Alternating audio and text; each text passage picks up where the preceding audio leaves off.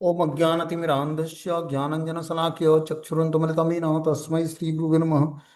श्रीचैतन्यमनोभीष्टं स्थापितं येन भूतले स्वयं रूपकदामयं ददाति स्वपदान्तिकं वन्देऽहं श्रीगुरुः श्रीयुतपदकमलं श्रीगुरून् वैष्णवाचं श्रीरूपं साग्रजातं सागररघुनाथान्वितं तं सजीवं साद्वैतं सावधूतं परिजनसहितं कृष्णचैतन्यदेवं श्रीराधाकृष्णपादान् सागरनलिता श्रीविशाखान्वितांश्च नित्यानंदम नमस्तुभ्यं प्रेमानंदप्रदायते कलौकल्मषस्य नाशाय जानवीपतये नमः।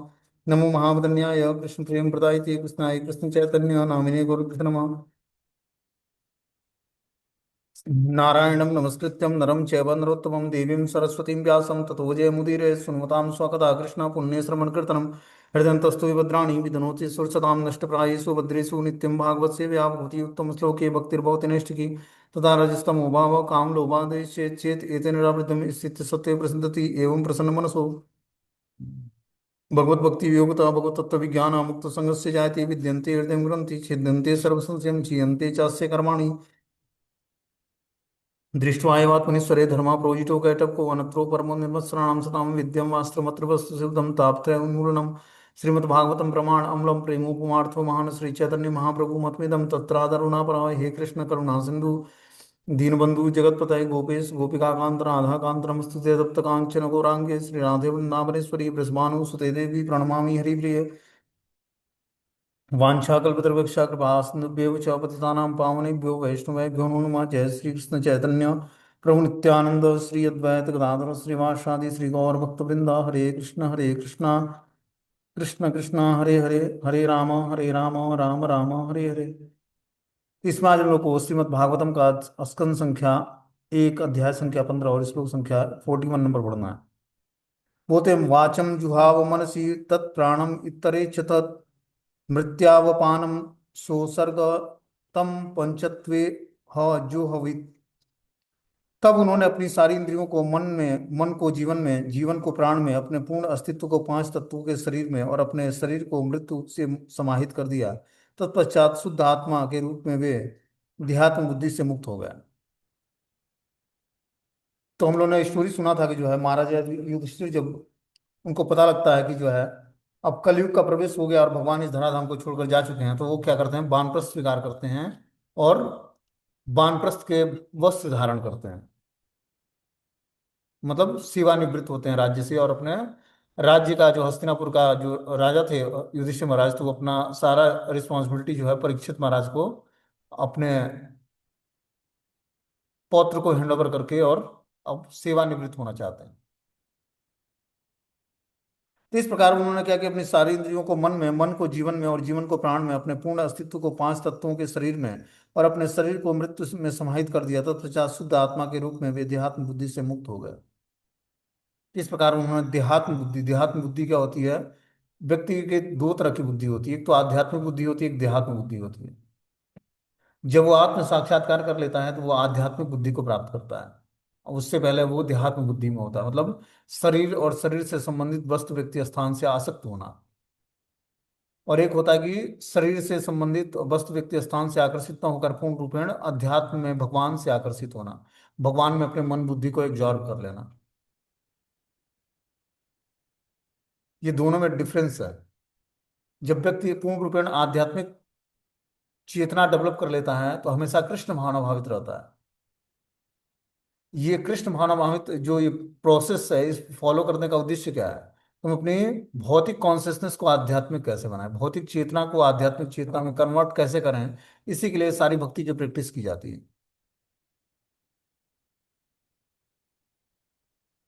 तो यहाँ बता रहे हैं कि महाराजा युधिष्ठिर भी अपने भाई अर्जुन की तरह एकाग्रचित होकर क्रमशः सारे भौतिक बंधनों से मुक्त हो गए। भगवान ने भगवत गीता का ज्ञान अर्जुन को दिया और अर्जुन जब जान गया कि भगवान धराधाम छोड़कर चले गए हैं, तो क्या करता है, सारे कर्म बंधनों से मुक्त होने के लिए भगवान के उपदेश का ऐसी पालन करता है। उसी तरह महाराजा युधिष्ठिर भी भाई अर्जुन की तरह एकाग्रचित होकर क्रमशः अपने सारे भौतिक बंधनों से मुक्त हो गए। सर्वप्रथम उन्होंने इंद्रियों के समस्त कर्मों को एकाग्र किया और उन्हें मन में समाहित कर दिया। देखो क्या किया, अपने इंद्रियों के समस्त कर्मों को एकाग्र किया। इंद्रियों के समस्त कर्मों को एकाग्र करने का क्या मतलब है, कि जितनी भी हमारी इंद्रियां हैं, ज्ञान इंद्रियां, उन सारे के कर्मों को एकाग्रता मतलब एक एक सही वे में उसको पात देना। जैसे हम देखते हैं कि जो है अम्बरीश महाराज ने क्या किया, अपने समस्त इंद्रियों को भगवान की दिव्य सेवा में लगा दिया, कर्म इंद्रियां ज्ञान इंद्रियों दोनों को। और इस प्रकार वो क्या हुए, पूर्ण रूपेण कृष्ण भावना भावित हो पाए। उसी तरह महाराज युधिष्ठिर भी क्या करते हैं, अपने समस्त इंद्रियों के समस्त कर्मों को एकाग्र किया और उसे मन में समाहित कर दिया। दूसरे शब्दों में उन्होंने मन को भगवान की दिव्य सेवा की ओर मोड़ा। उन्होंने प्रार्थना की कि चूंकि सारे भौतिक कार्यकलाप मन द्वारा इंद्रियों के कर्मों तथा फलों के रूप में संपन्न होते हैं, और चूंकि वह भगवत धाम जा रहे थे, अतएव मन को अपने भौतिक कार्यकलापों को समेट लेना चाहिए और भगवान की दिव्य सेवा की ओर मुड़ना चाहिए।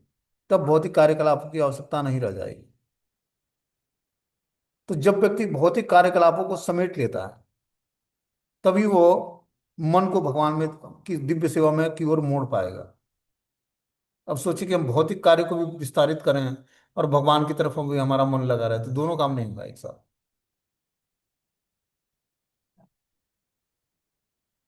शारीरिक रूप से जब हम ऊपर उठेंगे, तब जाकर आध्यात्मिक रूप में स्थिर, आध्यात्मिक स्वरूप में स्थिर हो पाएंगे। और तब लगेगा कि शरीर की जो आवश्यकताएं हैं वो तो बहुत ही माइनर हैं, बहुत ही कम मात्रा में है। क्या चाहिए शरीर को पालन पोषण करने के लिए? कि दो रोटी, दो कपड़े और मकान, एक छत चाहिए जिसके नीचे व्यक्ति रह सके, और दो वस्त्र चाहिए, और दो रोटी चाहिए पेट भरने के लिए।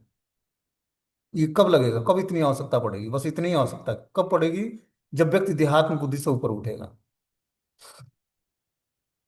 ज्यादा खाना, ज्यादा इंद्रियों को क्या है, शक्ति प्रदान करना। ज्यादा सजना सवरना, ड्रेस पहनना, सारी भौतिक इच्छाओं को क्या है, निमंत्रित देना, निमंत्रण देना। बहुत ज्यादा घर बड़ा बना लेना, चाहे बहुत सारी जो है गाड़ियां इकट्ठी कर लेना, चाहे बहुत सारी फैसिलिटी इकट्ठी कर लेना, क्या है, चिंताओं का घर है हमारा। तो ये जब व्यक्ति देहात्म बुद्धि से ऊपर उठ जाएगा और आध्यात्मिक बुद्धि में स्थिर हो जाएगा, तब उसको लगेगा कि शरीर की तो कुछ आवश्यकता ही नहीं है जी। आप देखो कितना मारपीट मचा हुआ है संसार में, बस शरीर की आवश्यकताओं को पूरा करने के लिए, कि किस तरह व्यक्ति सुखी हो जाए। एक से एक टेक्नोलॉजी यूज करके चाहता है कि मैं अपना मिनटों का काम सेकंडों में कर लूं और सुखी हो जाऊं, टाइम बचा लूं। इसीलिए तो सारा वैज्ञानिक सिस्टम लगा हुआ है ना, सारा साइंटिस्ट इसीलिए लगा हुआ है कि जो घंटों का काम है उसको मिनटों में या सेकंडों में कैसे पूरा करें। पहले लोग बैलगाड़ी से जाया करते थे, फिर बस जो है जीप आया, बस आया, फिर कार आया, फिर ट्रेन आया, फिर एरोप्लेन आ गया।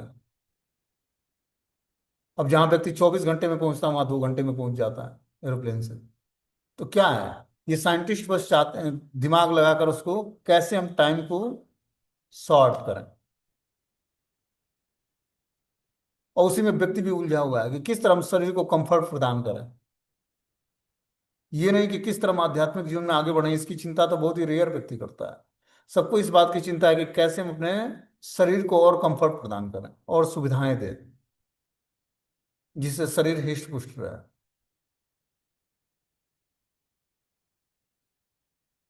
अब जीभ का स्वाद ही पूरा करना है तो आदमी एक से अच्छा व्यंजन बना के खाता है, लेकिन उस व्यंजन का होता क्या है? पेट में जाते ही वो गंदगी बन जाती है।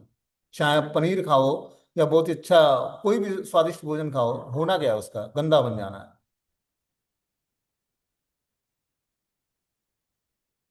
लेकिन व्यक्ति जीभ के स्वाद के लिए बहुत अच्छा अच्छा व्यंजन बनाता है, उसमें टाइम एक्सपेंड करता है और बनाकर उसको भोजन करता है, क्या, पेट में एक थैली उसको भरने के लिए। ये कब हमें आवश्यकता इस तरह की लगेगी, कब हमें समझ में आएगा? ये सब इसीलिए भगवान बताना चाहते हैं कि हम इन सब चीजों से ऊपर उठें और आध्यात्मिक जो रसायन है भगवान की भक्ति, उसको स्वीकार करें।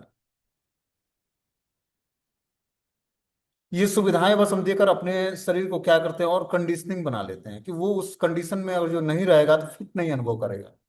समझ रहे बात? जितना ही हम इसको शरीर को सुविधाएं देते हैं, उतना ही ये कंडीशनिंग हो जाता है कि इसको कभी धूप बर्दाश्त नहीं होती, कभी गर्मी बर्दाश्त नहीं होती, कभी बरसात बर्दाश्त नहीं होती है। जिसको जब स्वतंत्र छोड़ दोगे कि जो भी मौसम है उसको सहना सीख ले, फिर ऑटोमेटिक उस वातावरण में ये एडजस्ट कर जाएगा शरीर। शरीर एक इंस्ट्रूमेंट की तरह है। इसको जितना ही तपाओगे उतना ही एनर्जेटिक बनेगा, उतना ही ये भक्ति के अनुकूल बनेगा। और जितना ही इसको सुरक्षा प्रदान करोगे, जितना ही इसको सुविधाएं दोगे, उतना ही ये कंडीशनिंग होता जाएगा। और भक्ति किसी कंडीशन के बिहाफ पे नहीं होती है कि हमारे घर में ये सुविधाएं रहेंगी तब हम और अच्छे तरीके से भक्ति तो भगवान से एक प्रेममयी सेवा है। इसके लिए कोई कंडीशन, कोई शर्त नहीं है कि हे प्रभु हमारे घर में एसी नहीं होगा, कूलर नहीं होगा, वॉशिंग मशीन नहीं होगा, फ्रिज नहीं होगा, अच्छा भोजन नहीं होगा, अच्छा ड्रेस नहीं होंगे, तो मैं भक्ति कैसे करूंगा।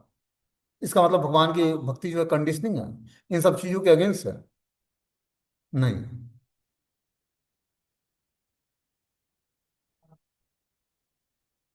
अब भगवान से तब व्यक्ति प्रार्थना कैसे करेगा, न धनम न जनम न सुंदरी कविता वा जगदीश कामये मम जन्मनि जन्मनीश्वरी भवतात भक्ति है चुकी।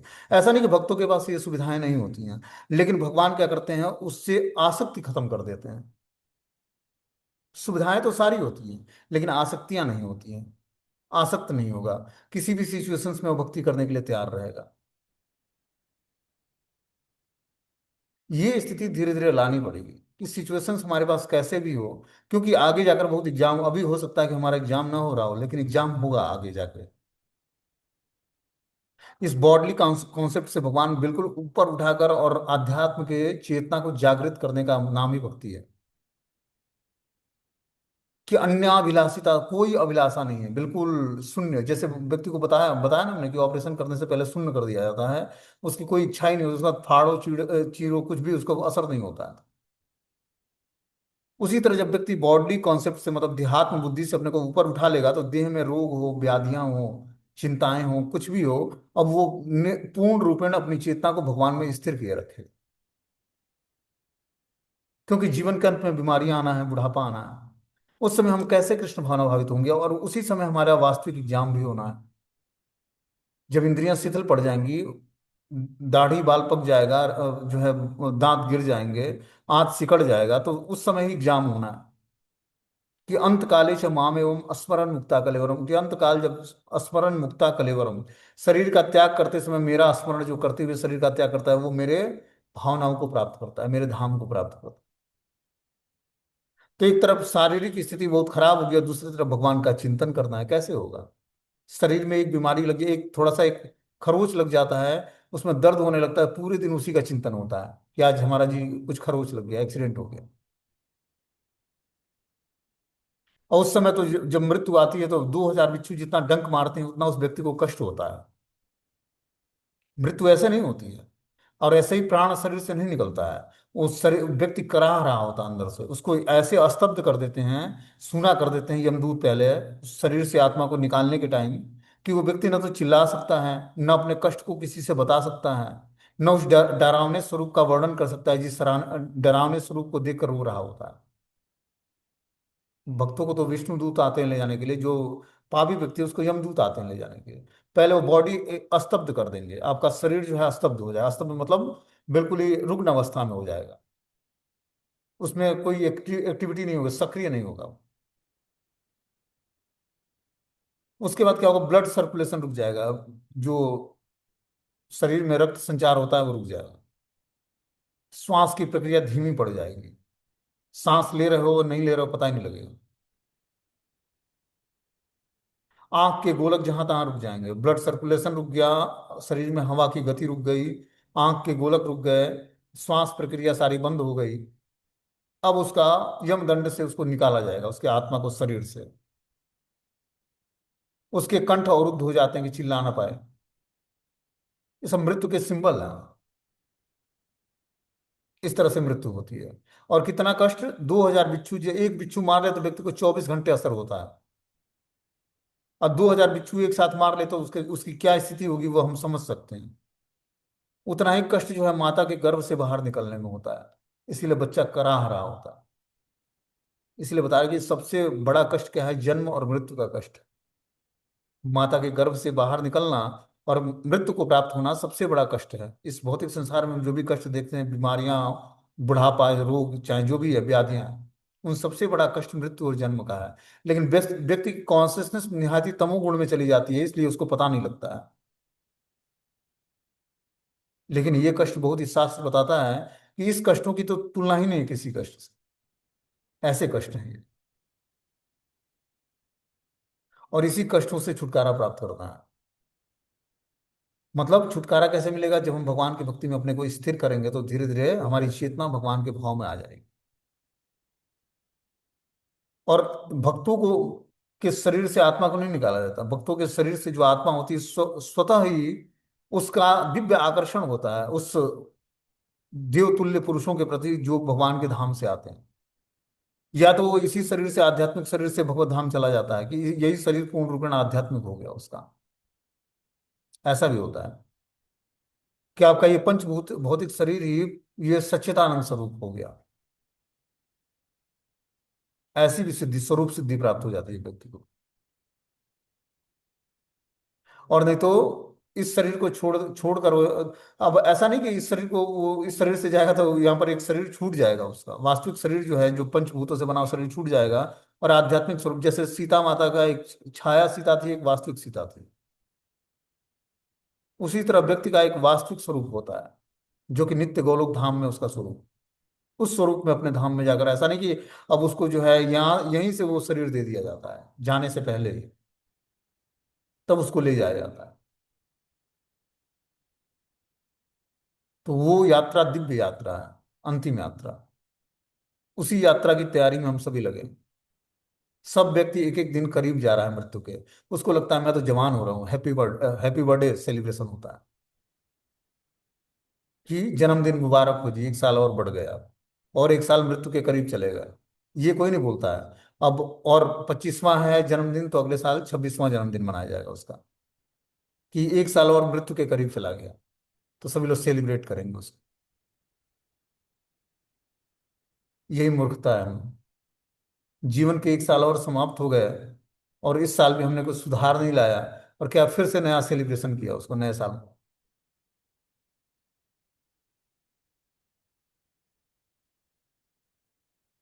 आगे बता रहे हैं कि इस प्रकार उन्होंने पंच तत्वमय स्थूल शरीर को विनष्ट करके प्रकृति के तीनों गुणों में मिलाकर उसे अज्ञानता में मिला दिया, और तब उस अज्ञानता को आत्मा और ब्रह्म में विलीन कर दिया जो सर्वथा अक्षय है। तो इस प्रकार युधिष्ठिर महाराज ने क्या किया? ये पंच तत्वमय स्थूल शरीर को विनष्ट करके प्रकृति के तीनों गुणों में मिलाकर उसे अज्ञानता से मिला दिया, और तब इस अज्ञानता को आत्मा या ब्रह्म में विलीन कर दिया जो सर्वथा अक्षय है। तो इस तरह से उन्होंने शरीर को क्या किया? पंचभूत भौतिक शरीर को विनष्ट करके प्रकृति के तीन गुणों में मिलाकर उसे अज्ञानता में मिला दिया। कि प्रकृति के तीन गुण कौन से हैं? सतो और रजो और तमोगुण।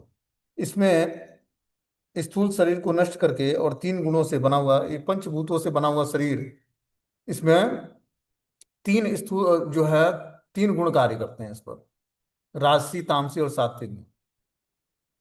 मतलब पंचभूत तीन गुण मिलकर शरीर का निर्माण करते हैं। जिस गुणों की प्रधानता होती है उसी तरह की उसकी एक्टिविटी होती है। जब वो सात्विक गुणों को धारण करता है तो उसके अंदर सात्विक क्वालिटी उत्पन्न होती है, भक्ति करने की इच्छा जागृत होती है। जब राजसी इच्छा जागृत होती है तो धन कमाना है, धन इकट्ठा करना है, गाड़ियां खरीदना है, बड़े बड़े बंगलो बनाने हैं, और क्या है, ज्वेलरी चाहिए, कपड़े चाहिए, सुंदर दिखना चाहिए। ये सब सारी सारी चीजें रजोगुण का सिंबल है। ये सब राजसी वृत्ति है, भोग की सुविधाएं इकट्ठा करना। और तामसिक वृत्ति क्या है? निद्रा, आलस्य, भय और प्रमाद की स्थिति है। इन सब लक्षणों से ऊपर उठना पड़ेगा। सात्विक वृत्ति धारण करने पर भी व्यक्ति के अंदर पूजा, लाभ, मान, प्रतिष्ठा की इच्छा जागृत है कि कोई हमें ग्लोरीफाई करे। इन सारे गुणों से ऊपर उठना है कि हमें किसी की याद ना आए और कोई हमें ना याद करे। ये स्थिति प्राप्त करनी है कि हम कृष्ण को याद करें और कृष्ण हमें याद करें। हमें किसी की याद ना आए और कोई हमें याद ना करे। भक्ति और भगवान के बीच में और कोई दूसरा कोई रिलेशनशिप ही नहीं है। भक्त और भगवान के बीच में मात्र भगवान और भक्त, तीसरा कोई व्यक्ति का स्थान नहीं है। ऐसी स्थिति जब प्राप्त करेगा व्यक्ति, तब जाकर भगवत धाम जाएगा। ऐसा ही नहीं कोई ऑर्डिनरी तरीके से चला जाएगा कि राधा कृष्ण से हमारा रोज मिलन होता है जी, ऐसे ही थोड़ी ना मिलन हो जाता है किसी। भगवान इतने सस्ते नहीं है। जितने हम लोग समझते हैं कि ऐसे ही ऑर्डिनरी तरीके से भगवान स्वप्न में आ जाएंगे और दर्शन दे देंगे और ये सब। बड़े महात्मा जो है हजारों वर्षों तक ध्यान में और भगवान को खोजते हैं, भगवान दर्शन नहीं देते हैं।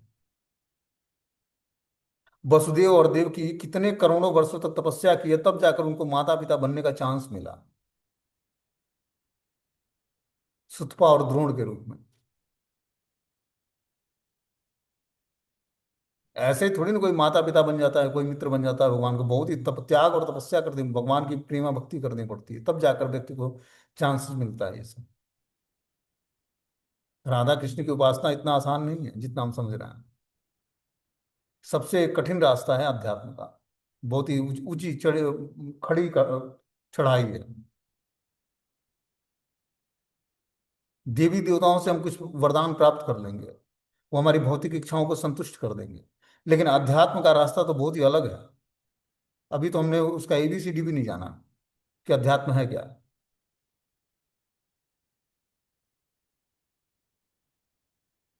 अध्यात्म का रास्ता बहुत ही खतरनाक भी है, सेंसिटिव भी है और बहुत ही आसान भी है।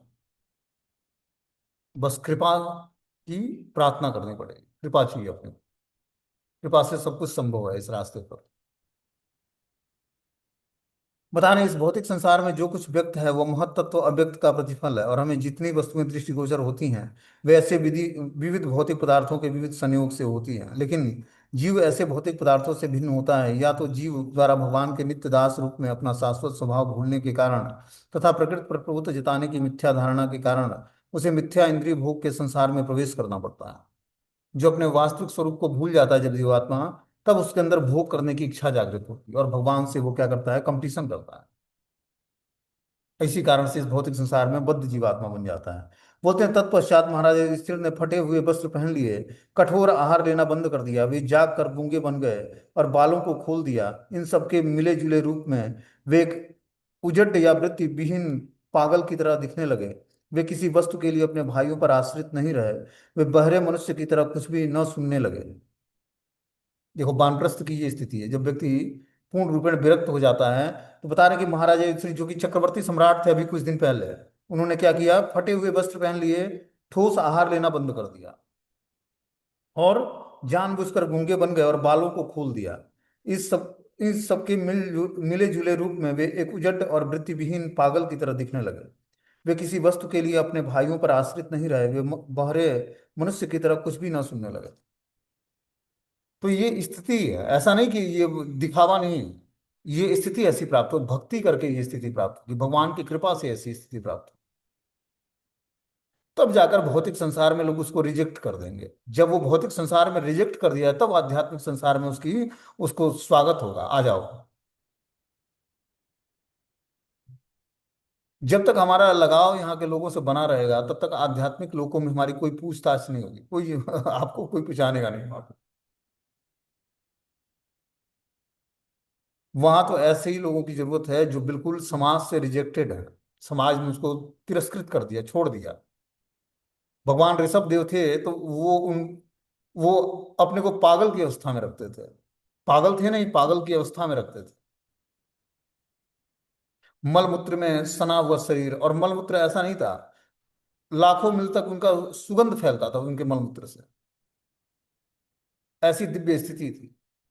बाल बिखरे हुए, लोग उनको पत्थर मारते थे कि पागल व्यक्ति है, लेकिन अंदर से प्रगाढ़ चिंतन था भगवान का।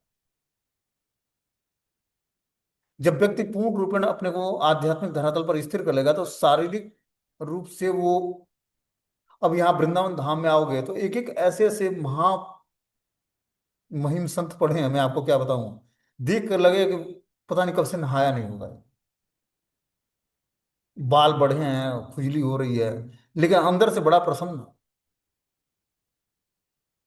उसको देख कर लगेगा ही नहीं कि ये आध्यात्मिक चिंतन कर रहा होगा, भगवान का भक्त होगा। इस शरीर को की मृत्यु के बाद सबका एक ही स्थिति होनी है, ये शमशान के राख में परिणत हो जाएगा, बदल जाएगा। ऐसी को व्यक्ति तेल लोशन लगा लगा के चमका चमका के उसको लगता है कि मिस यूनिवर्स बनना है। ऐसा उसको शैम्पू बाल डाई डाई करके, और जो है अपने को बुढ़ापे में, बुढ़ापे बुढ़ापे से एक कदम जमाने की ओर, ये स्थिति है। हर व्यक्ति जवान बनने में लगा हुआ है। उम्र बढ़ता जा रहा है और जवानी छाती जा रही। हर व्यक्ति चाहता है कि मैं बूढ़ा ना हो, रोगग्रस्त ना हो। लेकिन क्या है, काल चक्र सबको निकलने वाला है। उसके लिए कोई प्रयास नहीं करेगा। वो बुढ़ापा जितना बढ़ता जाएगा उतना ही अपने को सुंदर दिखने का प्रयास करेगा। यही देहात्म बुद्धि है। इसी को छोड़ना है।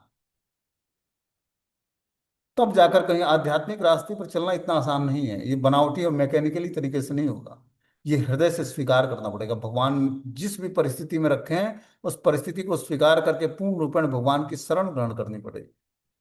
भगवत गीता भागवतम के अनुसार पढ़ना ही नहीं है, उसको पढ़ के प्रैक्टिकली अपने जीवन में उतारना है कि कैसे हम इस शास्त्रों को पढ़कर इसको अपने जीवन में कैसे उतारें कि हमारा जीवन उस हिसाब से ढलने लगे, समस्त चिंताओं से हम मुक्त हो पाए। इसके लिए श्रीमद् भागवतम और भगवत गीता लिखा गया है कि इसको प्रैक्टिकली पढ़ के हम अपने जीवन में हमारा इसका सार क्या, निचोड़ निचोड़ क्या निकलता है, इसको हम अपने जीवन में कैसे लागू करें। ये प्रैक्टिकल बुक है। प्रैक्टिकल मतलब इसको अपने जीवन में लागू करना है, इस ज्ञान को। ये सुनने के लिए नहीं है, इसको अपने जीवन में उतारना है। जैसे भोजन करने से तुष्टि पुष्टि और क्षुधा निवृत्ति क्या होता है, तुष्टि मिलती है, सेटिस्फेक्शन मिलता है। जब व्यक्ति भोजन कर लेता है पेट भर जाता है, वो सेटिस्फाई हो जाता है, संतुष्ट हो जाता है। पौष्टिकता मिलती है, पुष्टि, वो एनर्जेटिक हो जाता है। और क्षुधा निवृत्ति, पेट भर जाता है मतलब खाली नहीं रहता है। खाली पेट से दर्द होता है, लेकिन जब पेट भर जाता है तो दर्द समाप्त हो जाता है। उसी तरह भक्ति करने से व्यक्ति संतुष्ट हो जाता है। उसको तुष्टि मिलती है। तुष्टि मतलब सेटिस्फेक्शन मिलता है, क्योंकि उसकी आत्मा की नीड है, आवश्यकता है। उसको आध्यात्मिक पोषण मिलता है और फिर वो पूर्ण रूपेण संतुष्ट हो जाता है।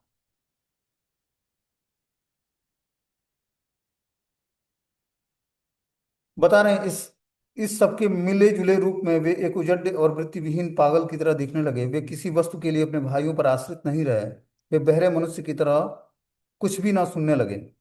बता रहे हैं कि इस प्रकार समस्त बाह्य झंझटों से छूटने के लिए उन्हें राजसी जीवन या पारिवारिक प्रतिष्ठा से कुछ लेना देना नहीं रहा। वे एक तरह से निष्क्रिय पागल उजड़ की तरह बन गए और भौतिक मामलों के विषय में कुछ भी बोलना बंद कर दिया। अब वे अपने इन भाइयों पर आश्रित नहीं रहे जो निरंतर उनकी सहायता करते थे। सभी प्रकार की इस पूर्ण स्वतंत्रता को निर्भीकता की शुद्ध अवस्था कहते हैं। जब व्यक्ति पूर्ण रूपेण भौतिक इच्छाओं से मुक्त हो जाएगा तो निर्भीक बन जाएगा। मान लो कि कोई व्यक्ति आश्रित है, पत्नी पति पर आश्रित होती है और पति चल बसता है, मतलब संसार छोड़ देता है, मृत्यु प्राप्त कर लेता है। तो पत्नी किस कारण से रोती है कि अब हमारी देखभाल कौन करेगा, हमारी परवरिश कौन करेगा, हमें खिलाएगा पिलाएगा कौन, हम किस पर आश्रित रहेंगे। क्योंकि उसने आश्रय भगवान का नहीं लिया। आश्रय किसका लिया, पति का लिया, पति के धन का लिया, पति के संरक्षण का लिया। इसलिए उसको लगता है कि हमारा तो भगवान ने सब कुछ छीन लिया। भगवान ने छीना कुछ नहीं। आपने भगवान का आश्रय लेना था, लेकिन आपने आश्रय भगवान का नहीं लिया और काल ने सब कुछ छीन लिया। समय, समय बहुत ही बलवान है। वो समय सब कुछ हरण करने वाला है। उसको लगता है भगवान ने हमारे पति को छीन लिया हमसे। पति को क्यों छीन लिया भाई, समय ने सब कुछ छीन लिया। समय सबका सब कुछ छीन लेने वाला है।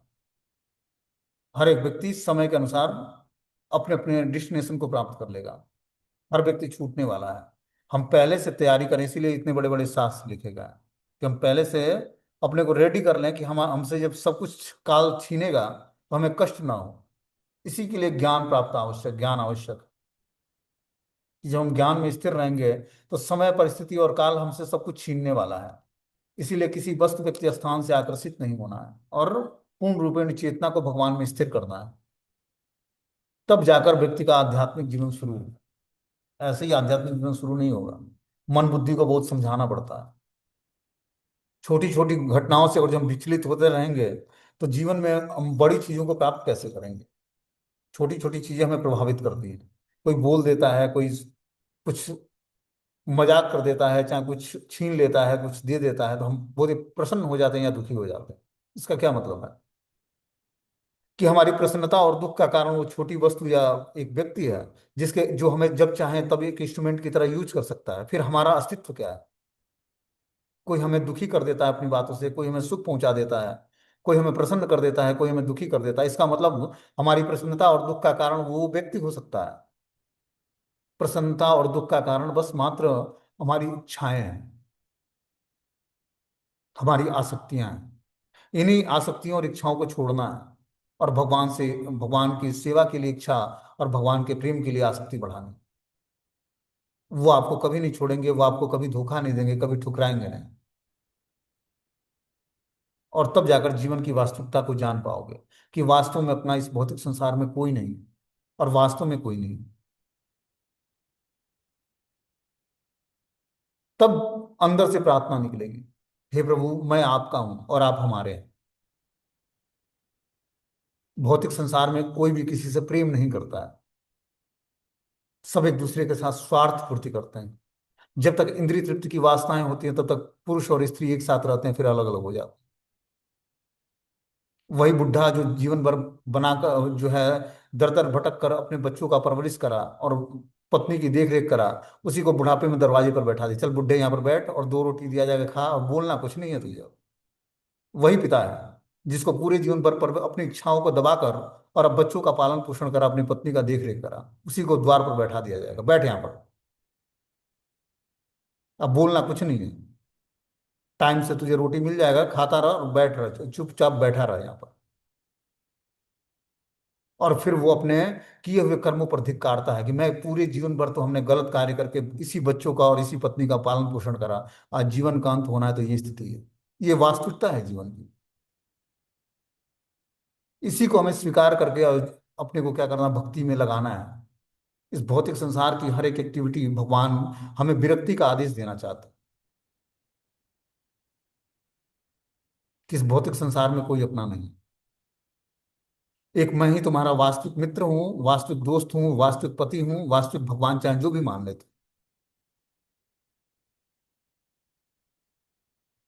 इसीलिए क्या करना है, इस भौतिक संसार में हमें भी स्वार्थी बनना है। स्वार्थी बनने का मतलब है कि अपना हमें कर्म, एक दूसरे के साथ हमारा जो जुड़ा है उस कर्मों को समाप्त करने के लिए सबको विधिवत तरीके से सेवा देनी, सेवा करनी है। चाहे वो हमारी माता हो, पिता हो, भाई हो, दोस्त मित्र हो, पत्नी हो, पुत्र हो, सबकी सेवा करनी है। और तीव्रता से भगवत भजन में जुड़ना है।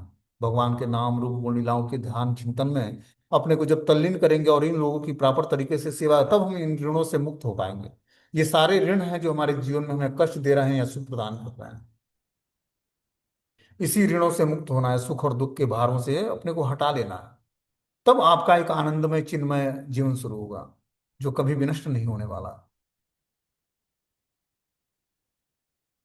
ये जितनी पुत्र पत्नी घर परिवार संतान सब ये सारी चीजें हैं, सब ये छूटने वाली चीजें हैं जिसको हम लोग अपना मान बैठे हैं। ये कोई अपने साथ नहीं जाने वाला।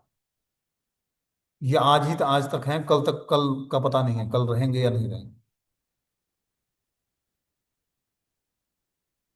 इसीलिए भगवान से अपना क्या करना है, रिलेशनशिप को डेवलप करना है। और डेवलप तभी होगा जब हम भगवान की भक्ति को करेंगे। भगवान की भक्ति करके ही हम जान पाएंगे कि भौतिक संसार के सारे रिलेशनशिप क्या हैं, टेम्परोरी हैं, परमानेंट कुछ नहीं है। ये जगत ही परमानेंट नहीं है तो यहाँ पर रहने वाला व्यक्ति कैसे परमानेंट होगा। इसलिए क्या करो, तीव्रता से भगवान के भजन में जुड़ो और सबकी सेवा तीव्रता से करो। उसमें कोई कंप्लेन नहीं होना चाहिए। आपको कोई प्रताड़ित करता है, आप उससे प्रेम करो, आप उससे माफी मांगो, आपके कर्मों का परिणाम जल्दी निपट जाएगा। तब जाकर व्यक्ति जीवन मुक्त अवस्था को प्राप्त करता है। ऐसे कोई व्यक्ति कर्मों से नहीं छूटता है। बहुत ही त्याग और तपस्या और विनम्रता धारण करनी पड़ती है।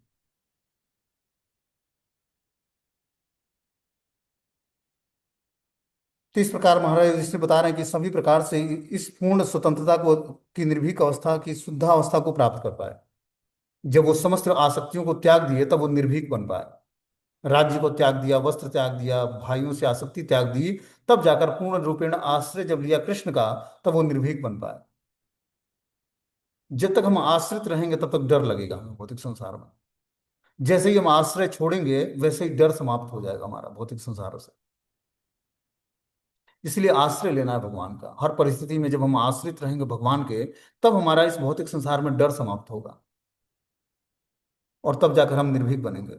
एक छोटा सा स्टोरी सुनाएंगे अपने जीवन का, बहुत ही बहुमूल्य घटनाएं हैं।